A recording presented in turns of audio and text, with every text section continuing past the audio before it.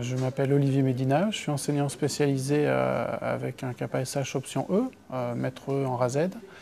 Et les motivations qui ont été les miennes pour entrer en formation pour le Masters BEP, elles ont été à la fois personnelles et professionnelles.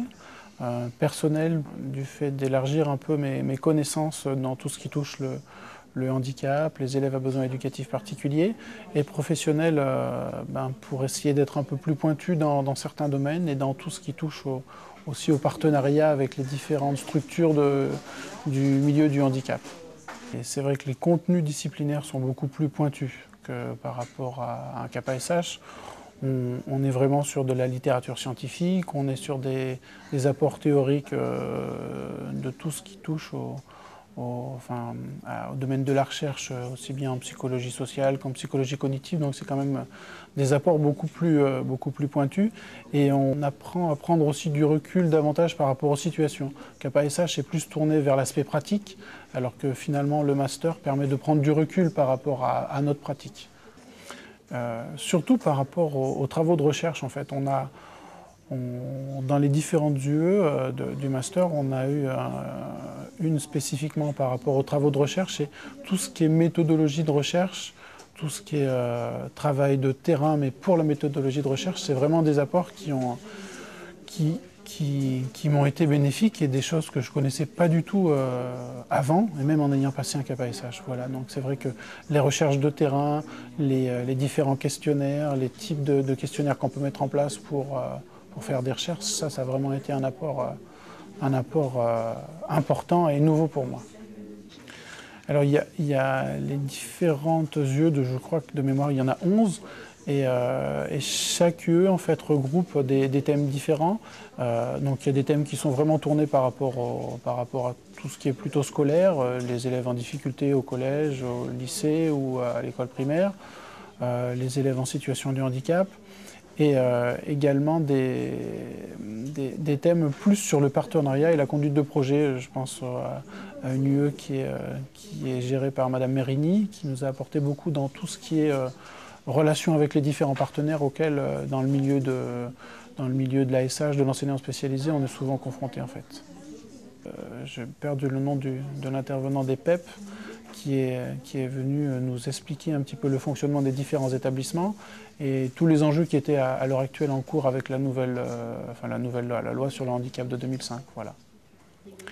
Alors, dans le cadre du master, on devait valider une UE qui correspondait à un stage en fait dans un institut médico-éducatif.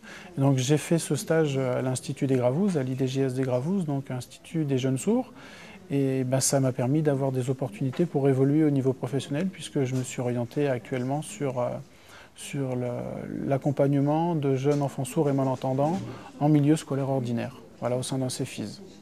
Le travail, là, vraiment, il rentre dans le cadre de ce que tout le master a pu aborder comme thème, puisqu'on est à la fois sur les élèves en primaire, sur de l'accompagnement, aussi bien auprès des enseignants et des enfants, on va parler d'enfants à l'école primaire, qui peuvent être plus ou moins en difficulté, mais l'accompagnement se poursuit aussi au collège et au lycée, où là on est vraiment plus dans une dynamique de projet, avec les différents intervenants au niveau des établissements, avec des orientations à essayer de mettre en place et à accompagner pour les jeunes justement dans leur choix professionnel et futur.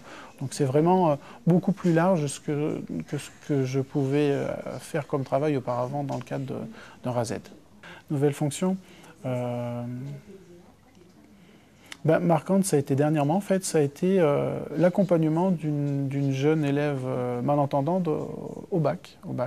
Donc j'ai participé à la plupart des épreuves écrites avec elle, où mon travail consistait en fait à, si le besoin s'en faisait sentir, de lui lire le sujet à haute voix, de lui reformuler avec des mots peut-être un peu plus simples au niveau du vocabulaire, pour qu'on soit sûr qu'elle appréhende le sujet comme il fallait, comme c'était prévu. Et dans les épreuves orales aussi, où il a parfois été nécessaire de faire reformuler aux examinateurs les questions. Donc c'est vraiment une expérience nouvelle pour moi. C'est vrai que c'est marquant parce qu'on n'est pas forcément à l'aise au début avec ça.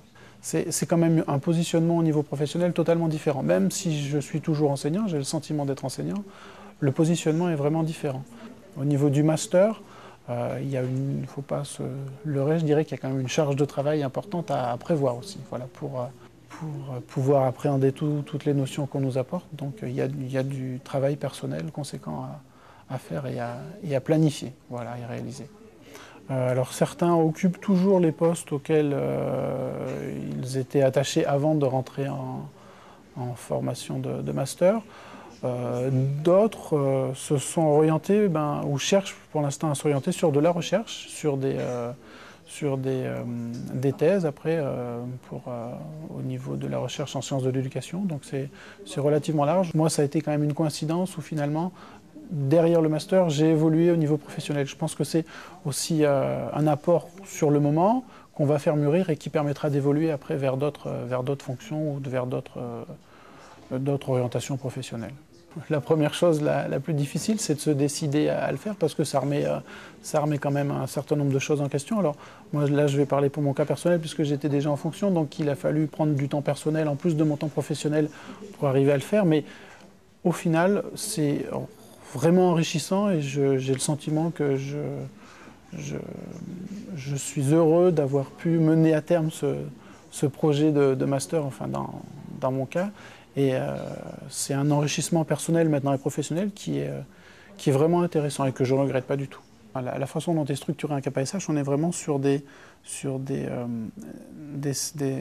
secteurs différents de l'ASH et de l'enseignement spécialisé, alors que le Master SBEP finalement est plus ouvert. Alors, il est plus généraliste, peut-être moins pointu dans chaque petite spécialité, mais on balaye tout, et c'est d'autant plus intéressant parce que finalement, et je m'en aperçois vraiment cette année, en travaillant avec des élèves qui sont déficients auditifs, parler d'élèves à besoins éducatifs particuliers, c'est vraiment pertinent parce que finalement, ça balaye la quasi-totalité des élèves qu'on peut rencontrer à l'école ordinaire et même en établissement. Ce sont tous des élèves, mais ils ont chacun des besoins éducatifs particuliers. Avec cette notion de besoins éducatifs particuliers, finalement, moi, je m'aperçois que je travaille avec certains élèves comme je pouvais le faire avec des élèves en difficulté au niveau de l'école primaire en RASED, en tant que maître.